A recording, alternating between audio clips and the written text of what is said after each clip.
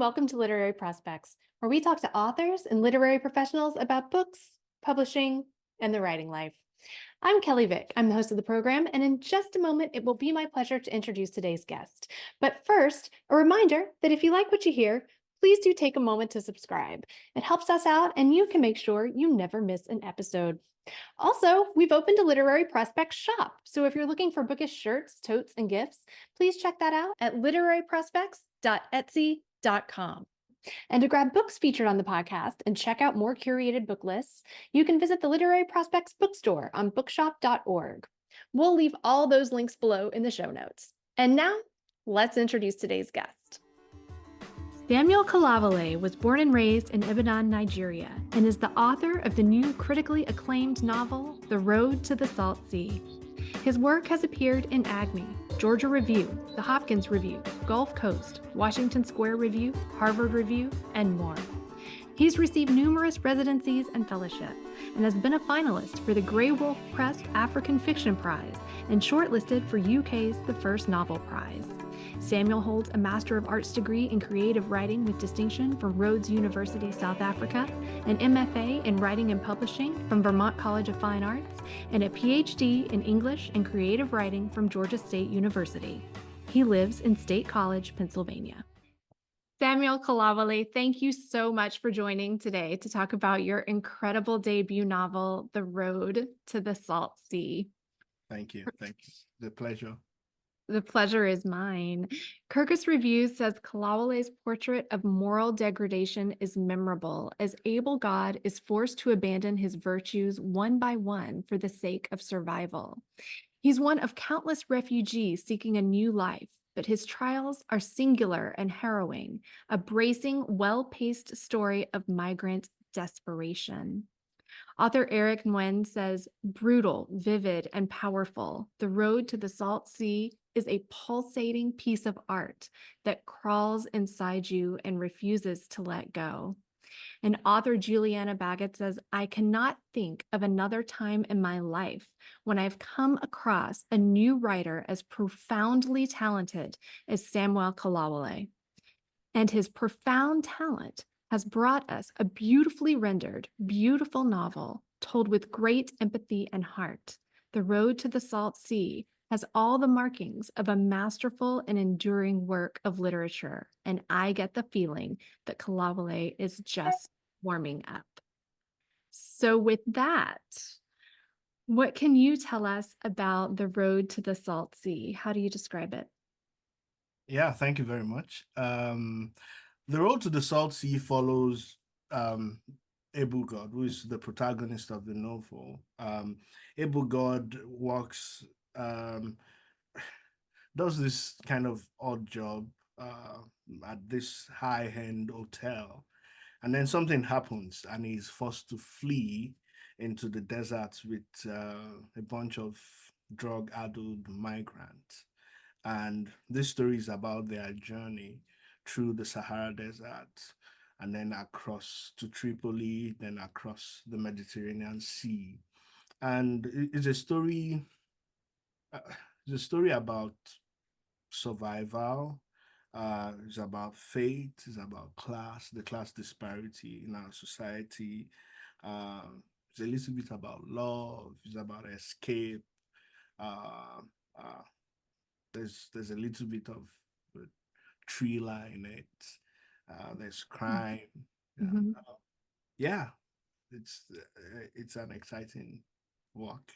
It's very exciting. What was the spark that got this story started for you? Yeah, I many years ago, many years ago, I was part of this project, which was kind of like an artistic road trip. We went through about 3-4 countries, and when we got to Ghana, I met a couple of guys who we just got talking. I can't even remember what started the conversation, but we just got talking, and then we started talking about, and then they started sharing their stories with me about how they had tried to get into Europe through the Sahara Desert. And and the kind of horrible things they went through and all of that. And I th that story didn't leave me, never left me. And I after that encounter, I could not just stop thinking about those guys. Before then, I had an idea that there was something like that going on, but it was the first time I was meeting someone or a group of people. Uh, it was the first time I was able to connect a face and a life to this um, crisis going on. Um, and and when I think about it, that is how most people see it. We see it as statistics, as something from the headlines. We Mhm. do not realize that these migrants are moms, their dads, their wives, their husbands, their lovers, their dreamers. Mhm. And so that was the motivation for me, and I thought about it for a long time. I did a lot of research. I kind of wanted to what Zora Neale Austin calls uh, certified curiosity. Um, so I kind of wanted to understand more about the situation. Um, so and then I decided to write a short story. Um, to start with, I wrote a short story, and it was published by Agni. It's called Sweet Sweet Strawberry Taste. Mhm. Uh, so that story, in a very strange way, connected with people, because sometimes you write stories and then people love it, but they don't really connect. Mhm. This one connected with people, and I was like, so maybe I should write a novel. so so so I decided to expand it into a novel, and and I guess it worked out. It worked out. Uh, what what was that like expanding the short story Yeah, to a yeah, novel? that's a great question because uh, sweet sweet strawberry taste is in first person plural. Mhm. so so So in other words, you have the collective voice. There was no character. Well, the character was the collective voice. There was no one single character. Well, you can bring out a character and all of that, but it was mainly the collective voice. So the challenge for me was to kind of I I knew I could not sustain 300 pages of a a novel with first person plural. It's Mm. very, very difficult to sustain that. Mhm. There are people who have done it, uh, but I also knew I wanted to single out a character, just one character. So I decided to change it into third person, and and then I crafted then my protagonist kind of emerged out of that. But I knew I had some of the things, the DNA of what later became the novel was also in the short story. Mhm. Some of the things there, if you've read the short story, you will see some of those things there. I just expanded. The plot. I expanded the plot. I added more characters and all of that. Yeah. You are an immersive writer, Yeah. say. Um, there are places, obviously, that the characters in this novel go to that you could not Mhm. go. You talked a little bit about research, but I wanted to hear a little more about how you were able to conduct this research and build this world so vividly. Yeah. Thank you. So I like to be able to picture what I want to write. So Mhm. in order to be able to picture that, I need information, and then I also need the images and all of that. I need to see it. Mhm. So for me, I knew that I well, there was no way I would be able to travel to the Sahara. Mhm. Yeah. If maybe one day I'll get to go there, you know. So I downloaded a bunch of videos. I watched uh, documentaries. I spoke with people on the phone to kind of describe. It was this kind of interesting gradual process in which I I kind of collected information and fed my imagination. Mm, So the purpose of research is not for you to use the information and then dump it. The purpose of your research is to feed your imagination, because at the end of the day, what people are looking for is how you can render that imagination on the page. mm, So it took me about 3 years of kind of constantly doing that, uh, feeding my imagination, kind of getting it all in until I was able to see it in my mind's eye. I was able to feel it. I was able to taste it. I was able to smell it. mhm. When I got to that point, I said, okay, now we can start. So And is there like a moment when you're like, all right, this is it? Or is it sort of a, yeah, there were moments like that, right? yeah. There were moments, and it also differed. It happened from differed from scene to scene. There were some scenes that I really wanted to render very well, and I was like, okay, I really haven't gotten the contours of this yet. Let me deepen a little bit more. So I dipped in. It's like dipping into something, and I said, oh yes, yes, now I can do that. Um, uh, so there were several moments like that in the course of writing this novel. Yeah. Religion plays a big role Hmm. in this novel. Yeah. Can you speak about the role that religion plays here? um, it's just the landscape. Africa, Nigeria is a very religious country. Um, um,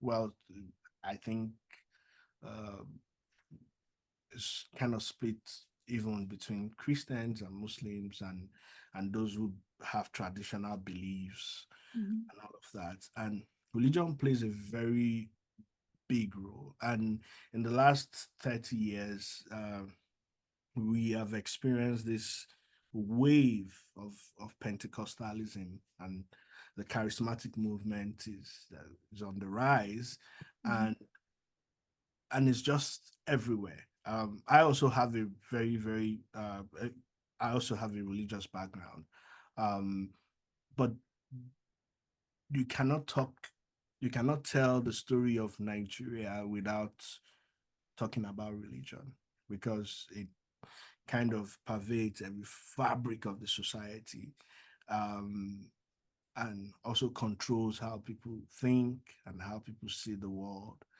And unfortunately, it's also sometimes used as a weapon, uh, used to do a lot of harm in some cases.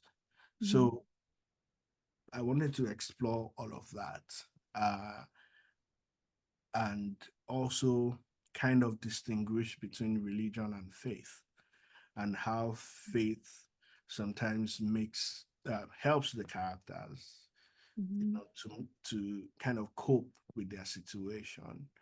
mhm.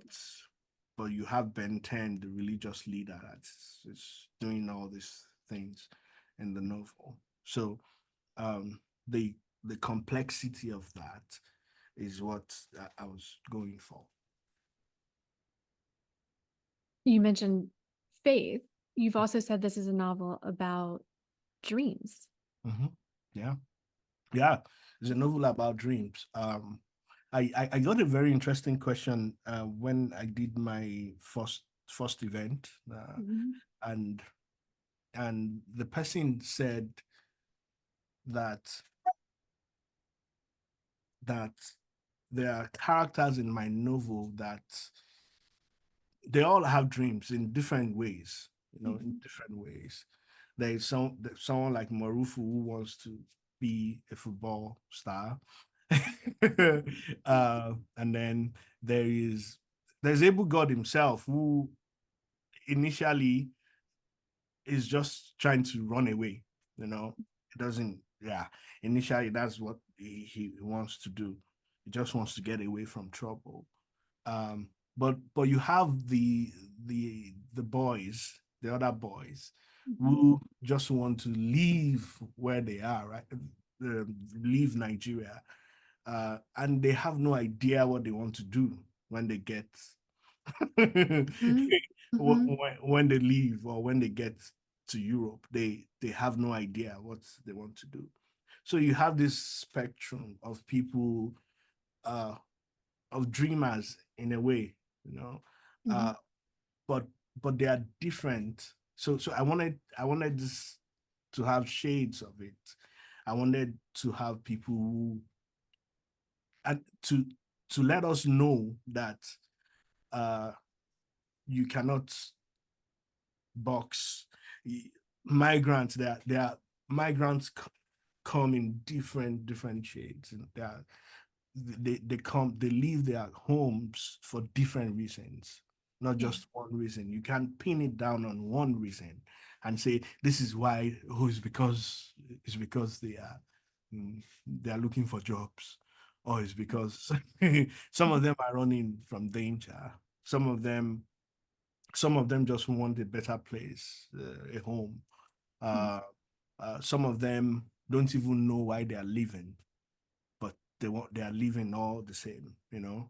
Uh, so you have all of that happening, but something binds them together, which is that big umbrella of dreams and aspirations.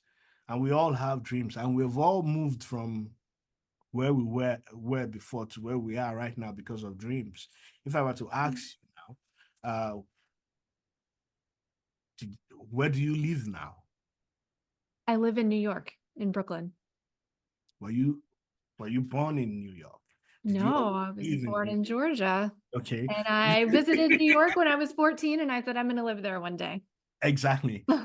So you kind of moved because of that. Mhm. I was also in Georgia, actually. I was in Atlanta.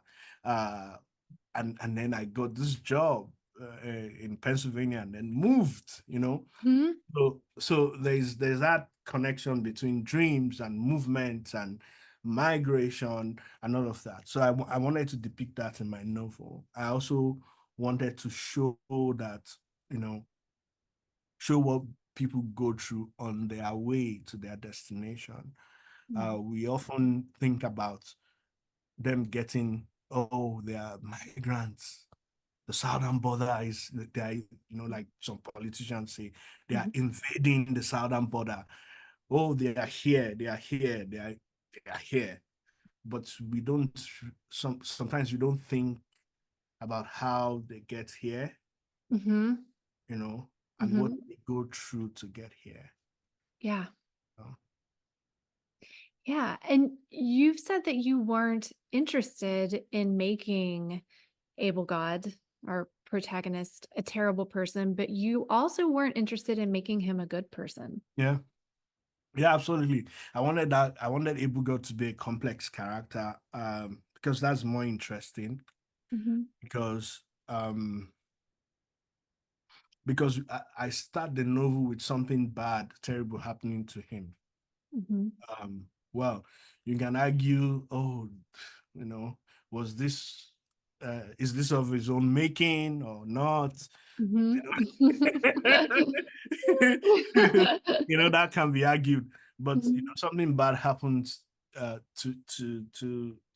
him, and then he's on the run, but you know, in order to give him agency, also needed to be able to allow him to make choices, right? Mhm. Uh, Mhm. part of giving a character agency is to allow the character to make choices, and Mhm. sometimes you make bad choices. Yeah. So, so that's so you see throughout the novel, uh, you see able God making some bad choices and bad decisions, but he Mhm. also makes good choices, and and that is to me very human, because that is how we all are, Yeah.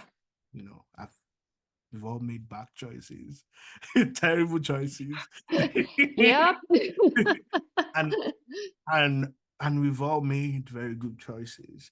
And this novel is about revealing the humanity of these migrants, of Mhm. uh, the reason why I think this novel is resonating with so many people is because uh, even though you you might not have been to Africa before, um, apart from the landscape and all of that, there's something that you can there's something there's a commonality that we all share, and that's our humanity, right? So Mhm. you can connect to that, you know, Mhm. that Mhm. wherever you are, wherever you come from, whatever color of your skin, your ethnic background, your class, you can connect Mhm. to the humanity of these characters. And Mhm. and I think my job as a writer is to be able to present that to you, to the reader, present the humanity of my characters to the reader in a way that doesn't really come across as gimmicky. Yeah. Yeah, that's a great way to put it, and you've done a great job. Your characters, as we're speaking of the characters, they have unusual names. Mentioned a couple. We've said Abel God is the protagonist. Ben 10 is the religious leader who plays a big role. Mhm. Um, what do you like about giving your characters unusual names? I just love it. But really, I I was I was on TikTok and I saw this guy, this influencer who was kind of making fun of Nigerian names. Uh, Nigeria as a society, we have a there's this culture of name. There's this is it can be profound in the sense that, for example, as I'm from the Yoruba ethnic groups, and names have very deep meanings Mhm. in the Yoruba in our culture. But names in Nigeria, I kind of feel that people also have flippant names that they give to their kids, Mhm. like governor, like senator, Mhm. Mhm. like like yeah, there's a list. There's a whole thing on TikTok about Nigerian names and all of that. So yeah, but I kind of felt I just like it. My next book will probably have characters with unusual names also. Oh, yeah, I hope so. I was worried you were about to say they'll probably have characters with, not unusual names, and I thought, "Oh, okay." you know so but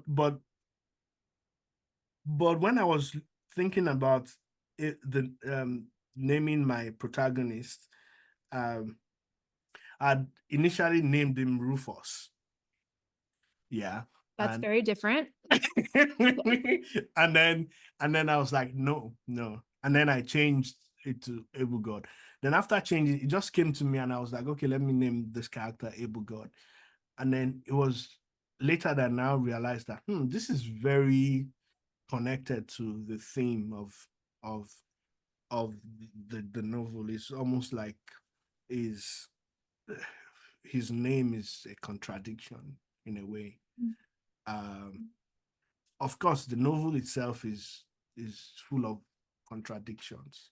Mhm. Um, so it stuck, and I decided to just go for it. You know. You say for the novel you experimented with several structures Yep. until you found the one that worked. Mhm. Can you share some of the other structures that you tried and how you knew when this one was the right one?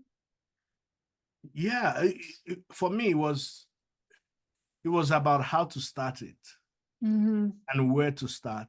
You know, the draft that eventually became published is not the draft that this is I this is not where I started when I first in the first when I first wrote the first draft when I wrote the first draft. So it was about, and you see, what I say is that how you start is also going to affect the structure, because you are thinking of, am I going to move? Am I going to start? Should I start in the middle and then work my way backwards and then move forward? Or should I start somewhere towards the end and then go backwards? Or where exactly should I start? Mhm. Uh, and that's, you kind of determine the shape of the novel. So it was about how to start at first. But I also knew that I needed to, and this is what I tell my students, I needed to start in a way that would uh, kind of drag the reader, Mhm. you know, get the reader enraptured by the story from the get-go. Um, Mhm. so so I played with a couple of structures. Um, I remember there was a time I started way, way in the middle. There was this time where, so yeah, I worked on it a bit, uh, about a couple of drafts, trying to find the perfect way to. It's like it's like you are trying to fly a plane, you know. Mm. Yeah, Mhm. you have to How do you find, get it to take off? yeah, get it to take off, and you kind of need to find the perfect access point. Uh, Mhm. Also, how do I start in such a way that to kind of resonate, uh, and then not only will it resonate, it will also uh, introduce the reader to the important things first, Mhm. because one of the mistakes young writers make is that they start with the things that are not important Mhm. or that are not as important to the story, and then they spend too much time there talking about trees and mountains. But it sounds pretty. Yeah. Well, they are, like I said, when you take off, you can do that. Yeah. But you are trying to take off, you know. You So gotta get it going first. exactly. Yeah. Have you always been a writer? Well, for as long as I can. Yeah. I've been writing since I was a teenager. So yes, basically. Before then, I had dreams of becoming uh, uh, so many things. I wanted to become a pilot, an astronaut. You know, I wanted to become a CIA agent. Using, you know. But then when I became a teenager, that was when I was young. But when I became a teenager, I I decided this was the path. You know, um, and I've been on that path ever since. Yeah. What was the road to publication like for you? Um, it was interesting. I so I worked with my agent for I think 2 years or so. I can't remember now. And then we sent the manuscript out, and well, that's another story on its own. Uh, I'm not going to go into that. Oh, I was like, all right, let's hear it. I'm not going to go into that. Uh, but but when we sold the book, um my we actually sold the book just before, just as the pandemic was just Wow. before the pandemic started. That Mhm. was, and then and then nothing was done for 2 3 years, I think. For 2 years, nothing was done about it, and then so I had this period, so I had to wait. I did a lot of waiting. Yeah. Um, And there was a time when I thought this project was not going to see the light of the day because it was just, I just didn't know. Eventually, my acquiring editor resigned and left. And then she, before that, she passed it to another editor um, who also left. so, so eventually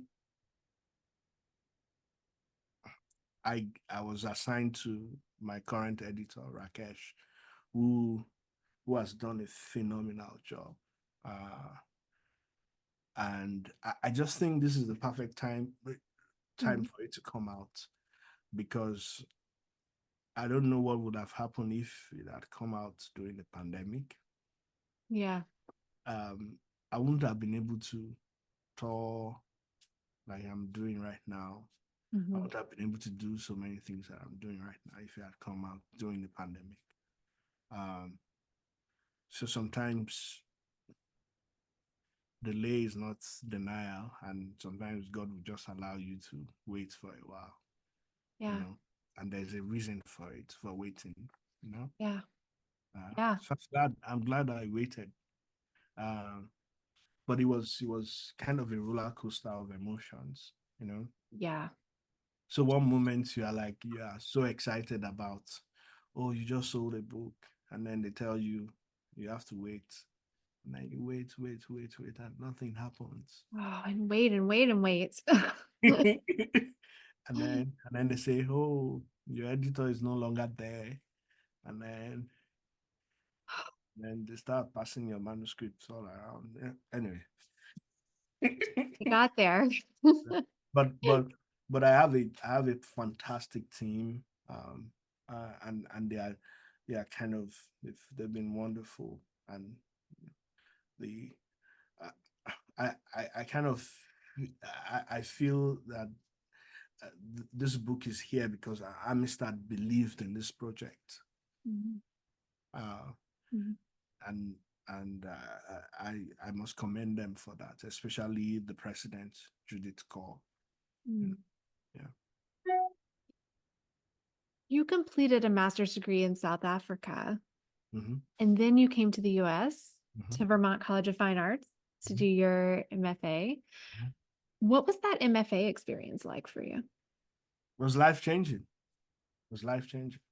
Um, After my MA in South Africa, I decided to move to the United States. Um, so my goal was to teach and write. So so I made so I came up with a plan. I said, you know what, I'm going to apply for an MFA, come do my MFA. I wasn't planning to do a PhD when I made my plan. Even I ended up doing one. Uh, Mhm. I was going to ask you about that too. yeah. So I said, okay, so let me just go for it. And then also for an immigrant, uh, education is one of the easier ways of making that transition Mhm. from Africa to America. So I decided, okay, let's do it. And I got in, um, and it kind of changed my life because the thing about MFA Pro, so I got 2 years. I got a scholarship, and I got 2 years to write a book. I ended up writing two books, um, uh, and I did a lot of writing, and I was able to be build become part. I was privileged to become part of a community of writers and readers and people who just championed my work and all of that. I made lifelong friends. A lot of them are still my friends till today. Um, it was a life-changing experience for me. VCFA is a special place. Uh, so so that was pretty much it. And uh, yeah, And then you made the decision to go on to pursue PhD yes, in English and creative writing, yes. right? So what went into that decision and what was that like? Well, I was not so at that point after my MFA, I I was like, okay. Um, so after my MFA, I did a fellowship for a couple of months, and then I actually went out on a job search and I applied to jobs. Um, and then the pandemic hit. I think I got invited for 2 interviews, and then the pandemic hit, and the the deans of those schools called me one after the other and said, "You know what? We have to cancel this search. We don't know about the future of this college, Anything. anything." so that was, and because of that, my immigration status was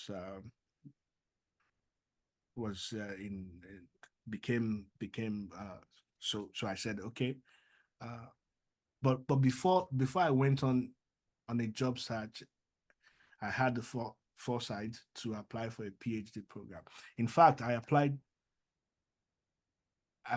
to one school, just one school, Wow.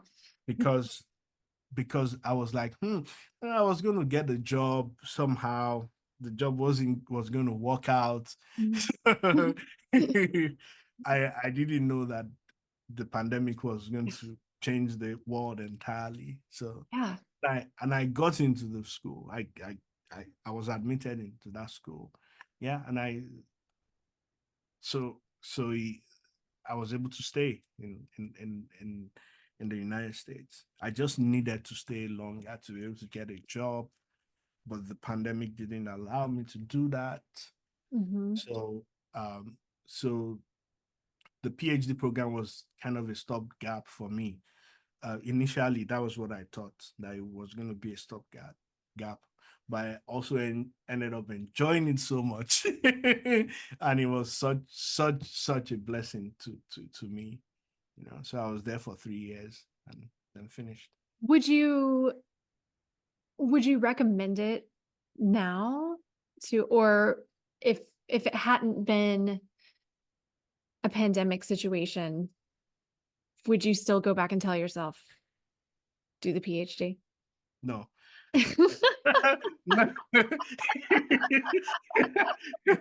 only because I think only going for a PhD is a lot of commitment. Mhm. You really have to. And for me, the pandemic was like, okay, it was a pandemic anyway. The world kind of stood still, Yeah. but it was good because I got a degree out of that whole experience. Mhm. That Mhm. kind of thing. Mhm. Um, if it weren't for the pandemic, I think I would have gotten a job, probably gotten a job. And maybe I don't know. I don't know. But if you're okay with it's a lot of commitment. Um you need to have a plan and a goal, Mm. you know. Mm. Um you need to understand that it's going to take a lot Yeah. um to kind of go through it and everything, and count the cost. As long as you count the cost. Yeah. but they are, I don't know, they say less than 3% of the world's population have PhDs. Really? Yeah, I Wow. think so. Wow. Cool. So so that So there so you go. so I think it's a good thing if you look at it that way. Now you teach. Yes. You teach English and African Studies at Penn State. I And actually teach fiction. I'm a fiction, yeah. okay, okay. But I'm an assistant professor of English and African Studies, which is like my what's it called now? That's my title, Okay. but I'm a fiction professor. Oh, Uh, that's great. Okay, so you're teaching and you teach in the MFA program we at have College a of Fine Arts. BA MA program. We don't have an MFA program. Okay. Oh yeah, At Vermont College of Fine Art. Vermont College of Fine Arts. Yeah, Yes. And you correct. teach in that MFA program as well. Yes, absolutely. What's your favorite thing about teaching? I think watching writers grow. Mm, Yeah, that's my favorite thing. Working with writers and kind of talking to them about craft. I love talking about craft a lot. yeah. Um, and kind of watching them grow from they are still trying to find their footing, discover their voice, and then they just grow and become something, become Hmm. more assured, more confident. um I love that. I really love that. Yeah, I love that about and looking, also thinking about how helping writers to make a story come to life. Hmm. um there are times when I start working with writers at the point of conception. In Hmm. other words, they have not even put anything on the page yet. Hmm. Uh, they're still thinking about it and seeing, and then we talk about it together, and then we kind of ruminate and we brainstorm, and all those things happen, and then that's Yeah. it on the page, and it becomes a living thing. Hmm. That's great. Yeah. What's your best advice for early career writers? Hmm. So there's something I said something. I think it was doing this. There was this interview with Writers Digest. Mhm. Uh, I said talent is never enough. Mm. There's this debate about you know I don't know if you've had that before. Oh, can writing be taught, or can it be? Yeah. Hmm. Yeah. Uh, uh, in my opinion, I think it's a useless debate. because because there are things that can be taught. Hmm. There are things that can only be caught. You know, Hmm. so um, so there are things that you can teach, obviously, and there are things that just come naturally. Uh, but there's a way. But whatever happens to you as a writer, you need to stay on course. Like, keep focused and be tenacious. Don't give up. Um, Several things will happen to you that will make you want to give up. That's the truth. It's a very, very difficult industry, highly competitive. Uh, and especially writing fiction is so subjective sometimes.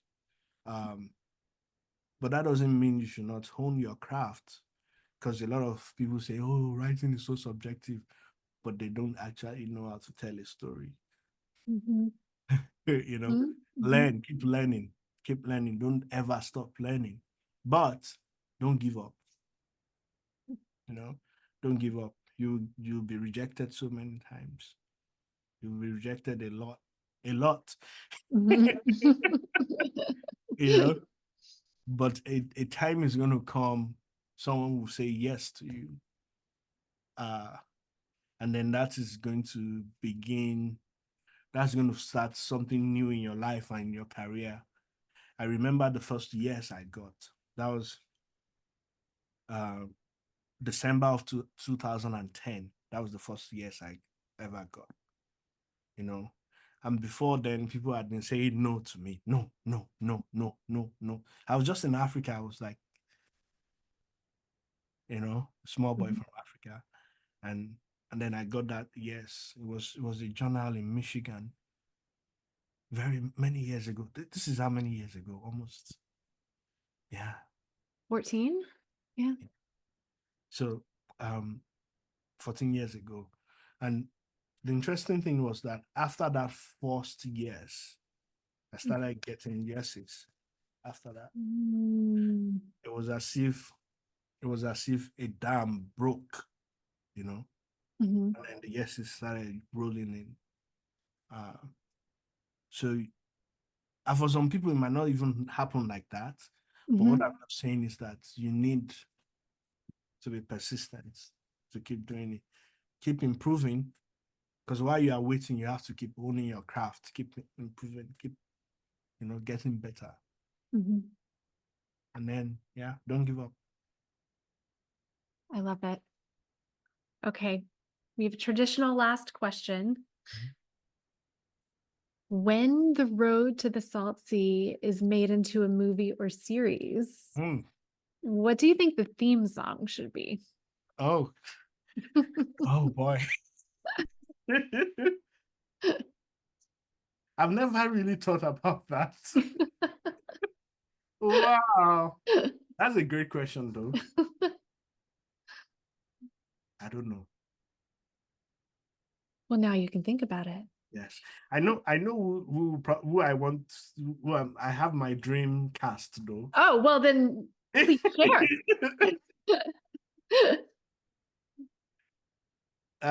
Able God. Do you know? Are you familiar with David Oyelowo? I don't think so. He was MLK. Selma. Have you seen Selma? Oh, yes. Yeah. Yeah. Mhm. Yes. Yes. Okay. So Yes. Yes. Yes. Okay. Yes. so Yes. he acted MLK. Oh, yeah. Okay. Yes. Yeah. Yeah. Uh, Able God, and then that's what I have so far. Yeah. Is that a David Oyelowo or the Star Wars guy? What's his name again? The guy that one of the Star Wars. So I've been thinking about it. Oh, yeah. Okay. I love that you're thinking about it. Yeah, I've been thinking about it. Uh, I don't know if it's going to happen, but Oh, yes, it is. Let's just put that out there now. It'll yes, happen. yes, I'm putting it out. Happening. I'm putting it out there. But I'll definitely think about the theme song. All right, good. What Yeah, do you think? What do you think? I don't know. Don't put it back on me.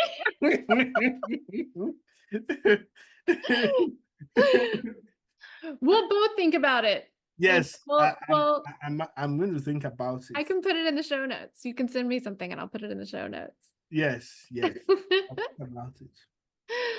Samuel Kolawole, thank you so much Thank you. for joining today. It's been a pleasure talking to you. Same here. Thank you. Thanks for joining us on Literary Prospects. If you liked what you heard, please subscribe and leave us a review. We'll see you next time.